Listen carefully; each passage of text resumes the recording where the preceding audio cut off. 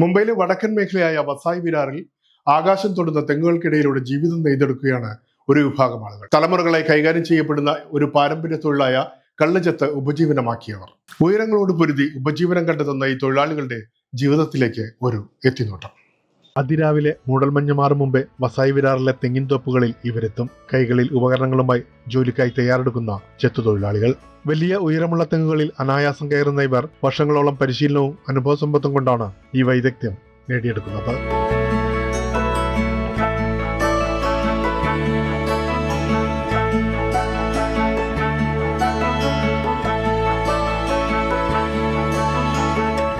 മൂന്ന് പതിറ്റാണ്ടിലധികമായി ഒറ്റപ്പാലം സ്വദേശിയായ ഉണ്ണികൃഷ്ണൻ തൊഴിൽ തേടി മുംബൈയിലെത്തിയിട്ട് ഉപജീവന മാർഗമായി തെരഞ്ഞെടുത്തത് കള്ളുചെത്താണ്.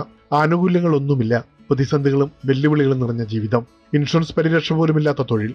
എന്നിരുന്നാലും കഠിനാധ്വാനം ചെയ്ത് മക്കൾക്ക് ഉയർന്ന വിദ്യാഭ്യാസം നൽകാനായി. നാട്ടിൽ തല്ലാർന്ന പരിപാടി ഉണ്ടായിരുന്നു. നാട്ടിലെ തീപ്പിട്ടി കമ്പനി, കൃഷിപ്പണി അങ്ങനെ കേട്ടോട്ടെ. അന്ന് ഇങ്ങനെ ഒരു പണി ഉണ്ടായിരുന്ന തീപ്പിട്ടി പണി. അപ്പം ഇനി ബോംബെക്ക് ഒന്ന് പോയിട്ട് എല്ലാവരും പറഞ്ഞു അവിടെ ചേട്ടൻ്റെ ചേർത്തി നമ്മുടെ അളിയനും അവർ കുറെ കാലമായിട്ട് ഇവിടെ ചെത്തിക്കൊണ്ടിരിക്കുക. അപ്പൊ ശരി ഒന്ന് പോയി നോക്കാൻ വെച്ചിട്ട് അന്ന് ഞാൻ തെങ്ങും പനയൊക്കെ നാട്ടിൽ നന്നായി കയറും. അന്ന് പോരാഞ്ചിട്ട് പോയതാ. ഇപ്പൊ ഒരു 33 കൊല്ലമായി. ഇനിയിപ്പോ മോളെ കല്യാണം കഴിഞ്ഞ ശേഷം എന്തായാലും തീരുമാനമായിട്ടില്ല. എന്തായാലും ഇത് നിർത്തപ്പെടുത്തില്ല.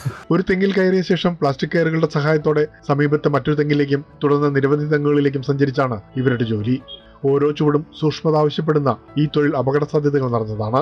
തെങ്ങിൽ നിന്ന് ശേഖരിക്കുന്ന കള്ള് പ്രാദേശിക സമ്പദ് വ്യവസ്ഥയുടെ ഭാഗമാണ്. അതുകൊണ്ട് തന്നെ ഈ തൊഴിലാളികളുടെ അധ്വാനം നിരവധി കുടുംബങ്ങളുടെ ജീവിതവുമായി ബന്ധപ്പെട്ട് കിടക്കുന്നു. മലയാളികളെ കൂടാതെ കർണാടക, തമിഴ്നാട്, മഹാരാഷ്ട്രയുടെ വിവിധ ഭാഗങ്ങളിൽ നിന്നുള്ള തൊഴിലാളികളും ഈ മേഖലയിലെ ചെത്തുതൊഴിലിൽ സജീവമാണ്. ഭാഷയും നാടും വ്യത്യസ്തമായാലും ഇവരെ ഒന്നിപ്പിക്കുന്നത് ഈ തൊഴിൽ തന്നെയാണ്. നാട്ടിൽ സർക്കാർ ജോലി പോലെയല്ലേ, DA കിട്ടും, ഇത് കിട്ടും, ഇതൊന്നും കിട്ടില്ല. ഇത് നമ്മുടെ നാട്ടിലേക്ക് കൂടില്ല. വ്യവസായം പോലെ ഇവിടെ നമ്മൾ പുറമെ നാട്ടിൽ ആദ്യം കുറേ തമിഴന്മാരുണ്ടായിരുന്നു.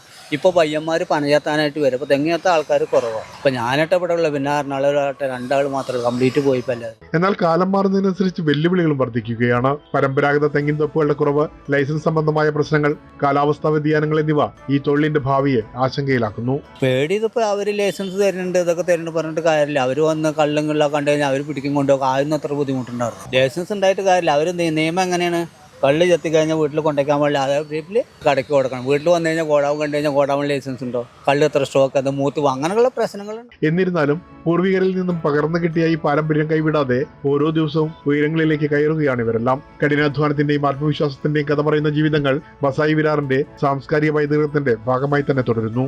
ഉയരങ്ങളോട് പൊരുതി ജീവിതം കണ്ടെത്തുന്ന ഈ മനുഷ്യരുടെ കഥ ഒരു തൊഴിൽ മാത്രമല്ല, പാരമ്പര്യത്തിന്റെയും അധ്വാനത്തിന്റെയും അതിജീവനത്തിന്റെയും കഥ കൂടിയാണ്. ഇടവേളയ്ക്ക് ശേഷം തിരിച്ചു വരാം കൂടുതൽ വാർത്തകളും വിശേഷങ്ങളുമായി. ഞങ്ങളൊരു 5-6 വർഷങ്ങൾക്ക് മുമ്പാണ് ഞങ്ങളുടെ ഡൊമസ്റ്റിക് റിക്രൂട്ട്മെന്റ് ഡിവിഷൻ സ്റ്റാർട്ട് ചെയ്തത്. അത് ഏകദേശം നമ്മളൊരു 1000-2000 ആൾക്കാരുടെ ജോലികൾ ഇപ്പം നമ്മൾ കൊടുക്കുന്നുണ്ട്. അതിലേറ്റവും